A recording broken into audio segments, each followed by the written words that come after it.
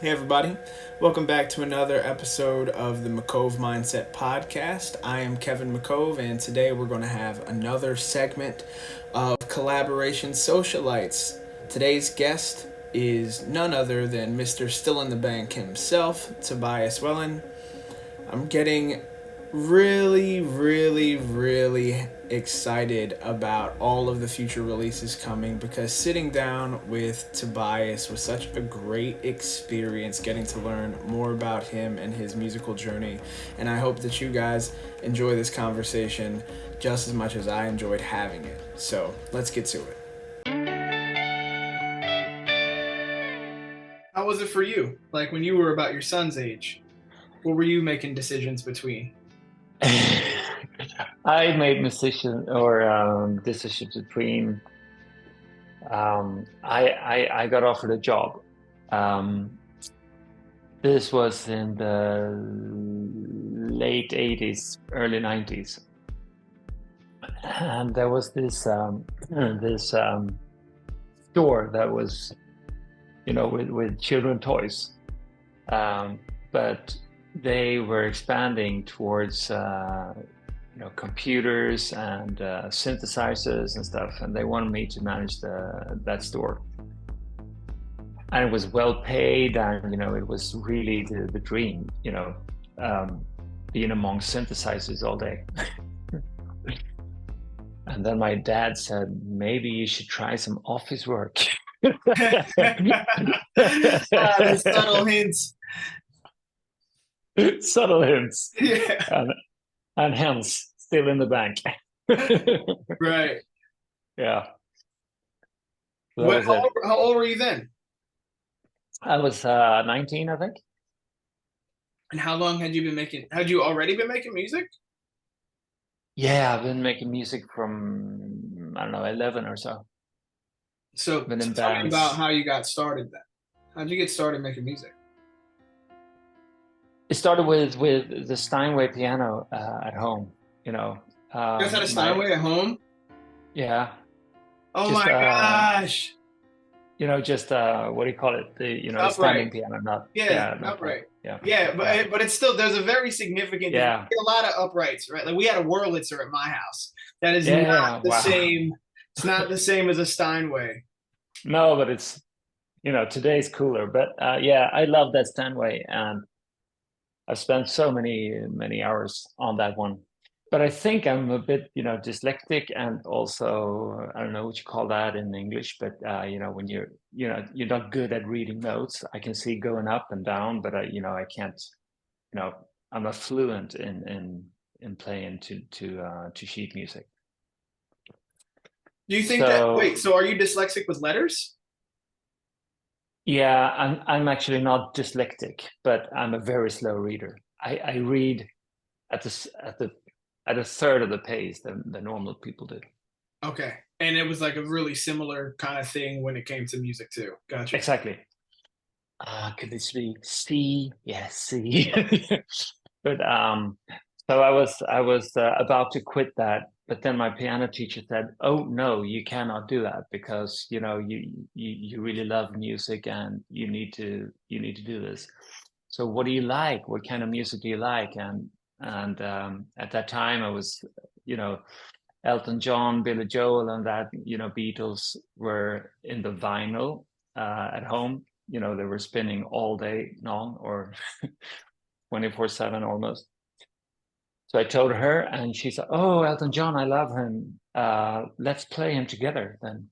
So instead of playing Bach and Beethoven, we and Mozart, we began playing pop, and that's I think when I started writing music, writing my own songs. But then also, we were in bands. I think it was in fourth, fifth grade maybe when we started the band. Like you were in a band that young? Yeah, yeah. So your parents were like really supportive when you were younger. I guess they were, but most people or most guys or children in Sweden had the opportunity uh, to play in bands or to get lessons, with guitars or piano and stuff. And that was sort of that was for free. Really? Yeah, when we were young. It's not the same anymore, but when we were young, yes. That's incredible. So like, what Yeah, kind it of was. music did your band make? Like in the when you were younger, like yeah, tell me about that. That's cool. I think you spoke to Chris Evans before, and he said he wasn't good enough to play covers, so they made their own music. It was the same for us, but we did Satisfaction, and it was so lousy. So yeah, but so I didn't play music. I think between 25 to 35 or something. Wow, for 10 years. Very occasionally. Yeah, very occasionally I did some recordings and stuff, but not much. What brought you back? What really brought me back was when our son was born. Because then I picked up a guitar and played for him and made music for him and so on. And then I was at home, or I was nursing him for 9 months. So then I had lots of time to just sit by the piano, and he was walking around in the apartment. So I think that's when it started again, and that's 2005. It resonates with me a bit because like as I'm like working on a new project, it's right around that same time too. So I'm like, yeah, there is something about that. Like you want to do something that you guys can like share. You want to show your kid that there's something that you love, that it's okay to dream. It's okay. There's like 1,000 reasons why, but whatever the reasons are, you can forget about them, and children are just like a beautiful reminder. Yeah. That's Absolutely. really awesome. When I was little, my father used to play guitar. He's not a musician, but he's very musical. So maybe that was the reason as well. No, it's right, like a father connection. Yep. Yeah. That's really And you cool. were saying? No, I was just kind of wondering, like, okay, so when you started, you're playing your son, you're getting back into it. What got you, like, what happened after that in terms of your musical journey? I started writing lots of songs, and I think I was in Cubase then with PC, learned to produce a little, but it was that's like very 05, hard. 06, 07 Yeah. time. Okay. Yeah. From 06, I think, up until 2013 or so. And I was really, I was struggling with production and stuff, but as soon, just as I sit by the piano, I write a song. So I wrote songs, maybe 4 or 5 songs a week or so. Not maybe all with the finished lyrics and stuff, but so much music during those years. And then 2013, I think, I had a stroke, which was a big moment in life. I thought I was dying, but I wasn't. Around then, I met with a guy called Wojtek Goral, who is he's a saxophonist and he's a producer. We went through, I think, 50 demos. He chose 25, just to see if he feels anything. And then we did 18, I think, tracks. Wow. And most of those tracks are in the on the first album that I released, 2017. 2017. Looking for Sensation. Yeah. Whoa, that's such a journey. You started in 2005, like beginning your journey into a music career again, or like just journey back into connecting with music. Exactly. Yeah. And from 2005 to 2017, 12 years go by, and you put together an album and release it in 2017. And that's still on Spotify now? Yeah, it is. Looking for Sensation is an LP.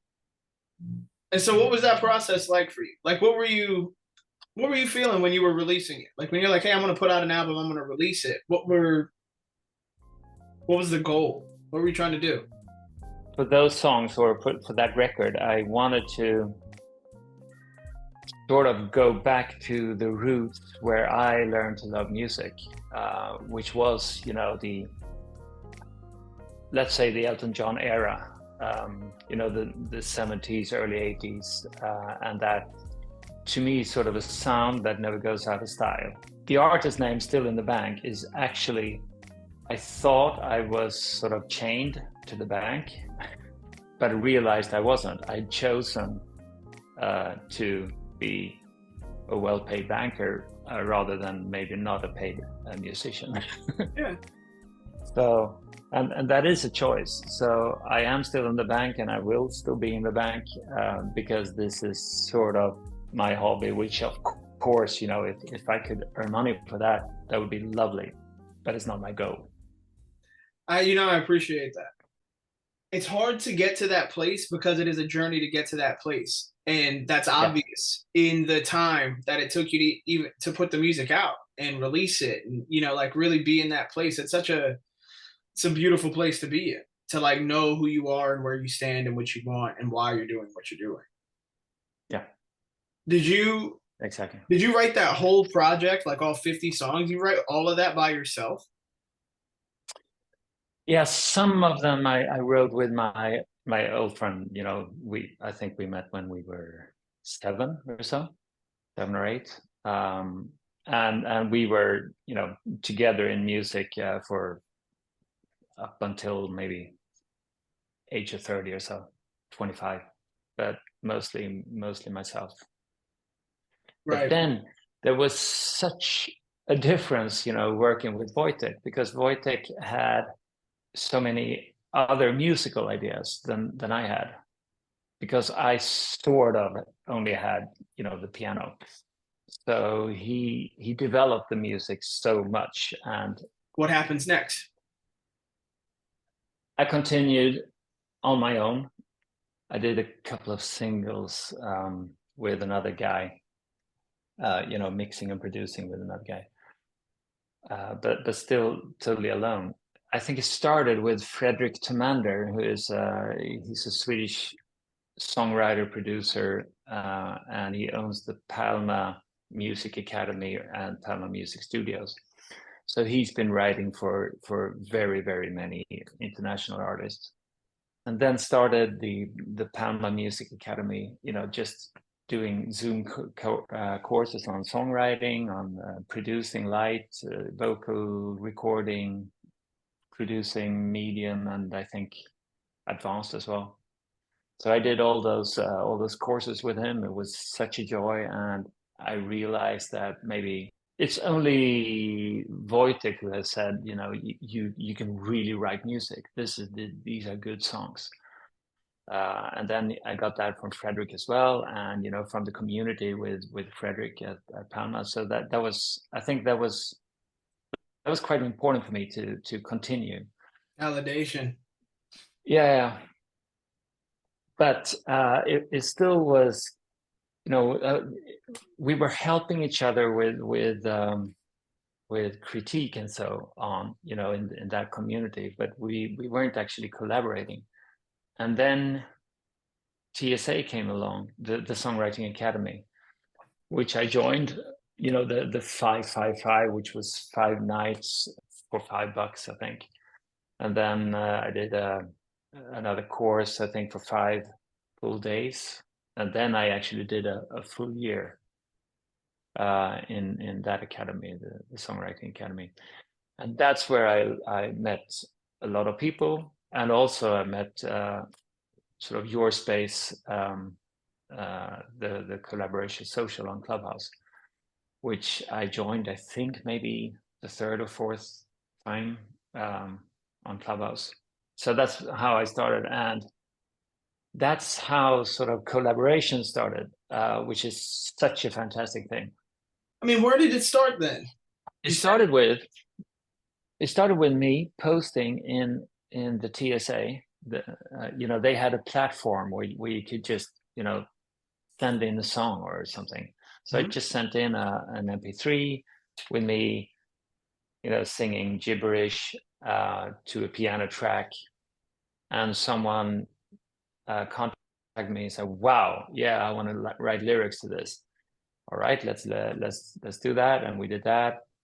And then another guy, I can't remember that lyricist name. It was, it's years ago. But Right. then, but then Oliver Decroix, a French guy, he reached out and said, "Hey, I want to produce this." So he produced it, and I think we're gonna release that quite, this year, because Nice. we were looking for another singer, but we didn't find anyone. So I'm gonna sing it. As you should. Yeah, so that was the first one, and I really liked that. And then, then things moved on within the mostly within the collaboration social and clubhouse. After 2017, there becomes more collaboration. During the pandemic, there's more because you're starting to get involved in communities and different online communities and stuff. So there's an audience a little bit of that. And you start diving more into collaboration, but it still seems like it's not consistent.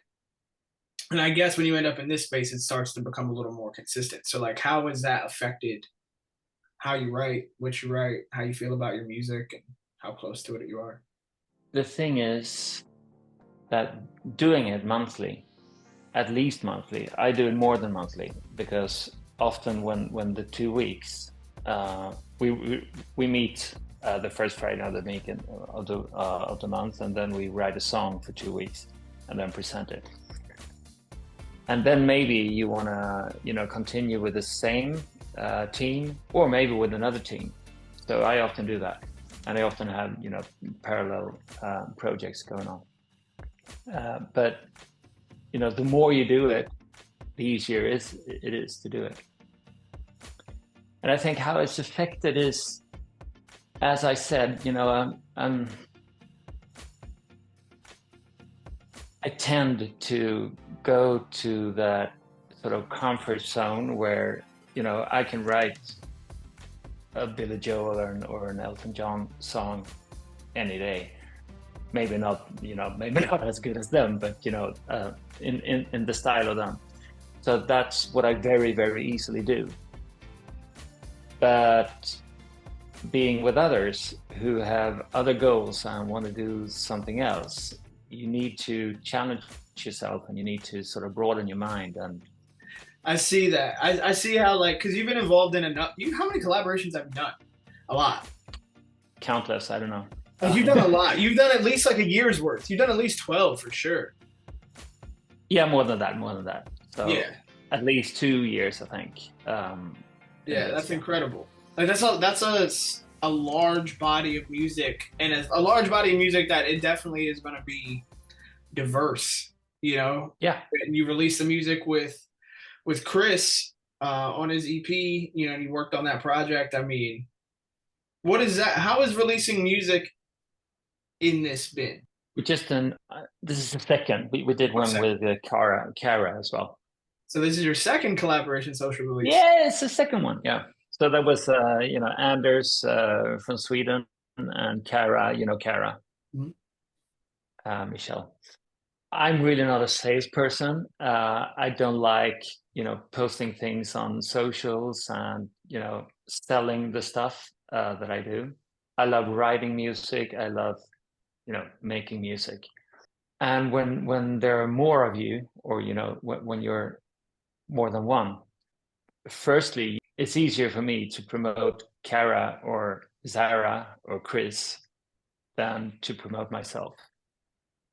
So it's easier for me to tell everyone, "Hey, have you heard the new song?" So that's a big difference for me, because I don't want to be on stage. I can be on mic, but I don't want to be on stage, and I don't want to be the selling person of the song. So I think that's a big thing for me, that I don't have to sort of be in the front light of the release. The funniest thing about you, or the most enjoyable thing about it, is is the actual sort of craft, meeting, asking what's on your mind, what are we going to write about, what genre, do you have any lyrical ideas and stuff, taking it from really nowhere until up onto that. Let's say that Chris and Sarah and Maggie song. Believe me. What's the title? Believe me, yeah. So I really, really, really enjoyed that process. That's I love it. I'm glad that you participated in that, because something really awesome came out of it. And it seems like it was a positive experience for you, which is good. Indeed, yeah. I'm glad it was. And it was like Chris told you that it was sort of like, I think we made 5 or so songs in 2 weeks, and then 5 more in the next 2 weeks.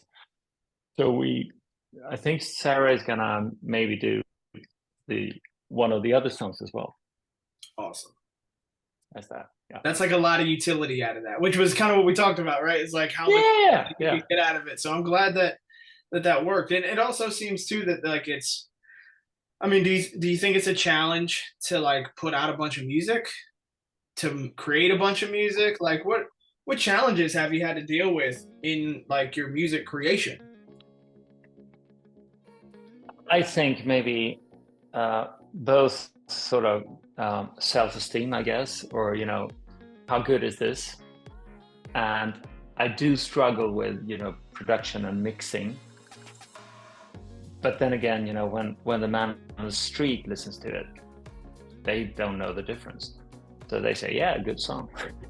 Right. But I don't know, you compare yourself to maybe the to the top 50 list, and that is pretty hard difficult to produce that kind of music.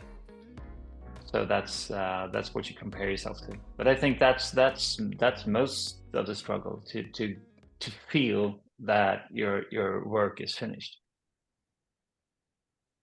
I think to write songs, we can all write songs quite easily, and we can write a good song in just hours, a great song maybe in 2 weeks or so. So to write the song and produce it, I think we can do, but then we struggle with sort of mixing and mastering, I think. I could be wrong, but what I hear is like, I don't know if my music is good enough to release to the world. I have a lack of confidence around that. But it's okay to release to these people that I'm close with. And it's like, what's the difference really between putting it out on show and tell and putting it out on Spotify? There's no difference. Yeah. There's no difference. It's on the internet. There's no difference. There's a psychological difference, and that's where the confidence comes from.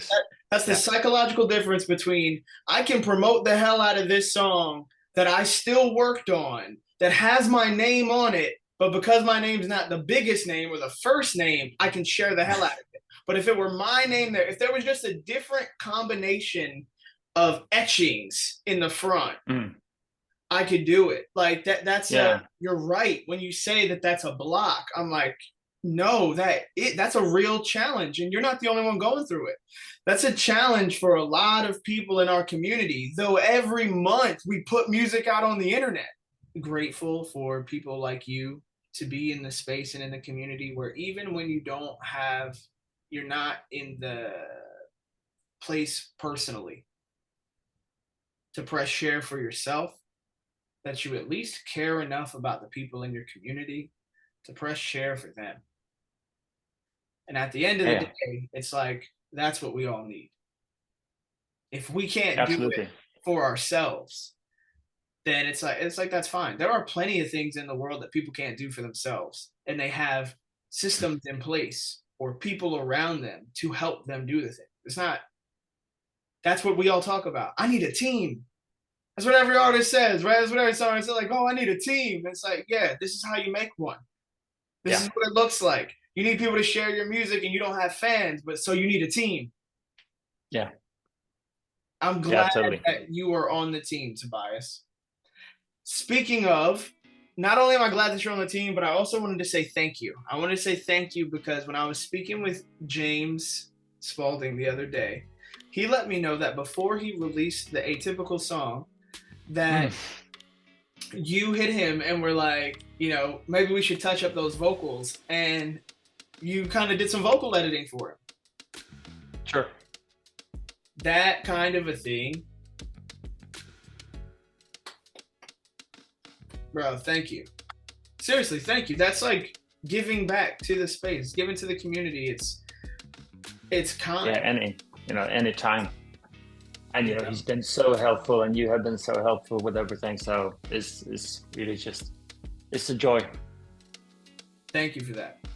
Really, I feel that song that has potential to really blow. That should be sort of the anthem for all organizations handling with these issues. I really love the song. I really love the message, and really love James, of course. But and you can tell you did something about it.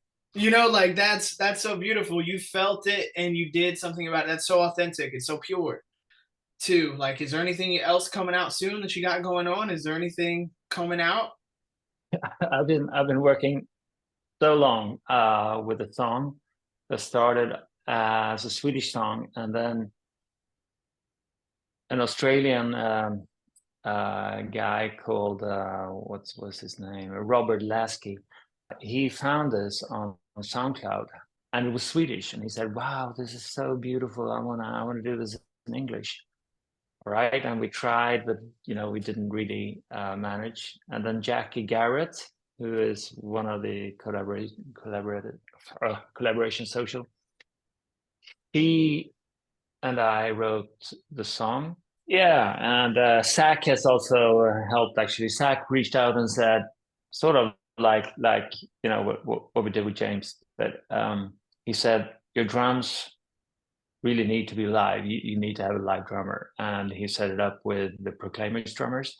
Yeah, or drummer. So he fixed that, and then he played some guitar, and we sort of co-produced it. That's and then awesome. We found this. Yeah, he's such an ace.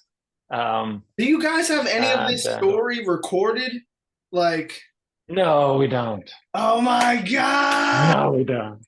But I'm telling you now. Yeah, but you're telling me, so that works. It's just it's so much. It'd be cool if there was like a little bit of this story that when you go to put that music out, I can make something for you that tells that story very quickly that you can use as a way to sell the song. Because that's interesting. No, nevertheless, we were looking for this artist, for someone to sing it, someone to perform it. And I was just, scrolling on, I think, Insta or YouTube, I don't know, and found this guy, Clifford Agiekum. He's been once in the collab social. His voice is beautiful. His voice is phenomenal. So we reached out and asked, or Jackie did, asked, would you care to do vocals on this? But she sent the wrong song. She sent sort of a Euro disco song or something. Oh, wow. Or sorry, it was my fault, but that's whatever. So we didn't hear anything. And then, maybe he got this song. Okay, let's give him the other one instead. And then when he got that, he was totally... totally what willing did you guys to send me? He was so respectful. He didn't even reply back. He's like, yeah.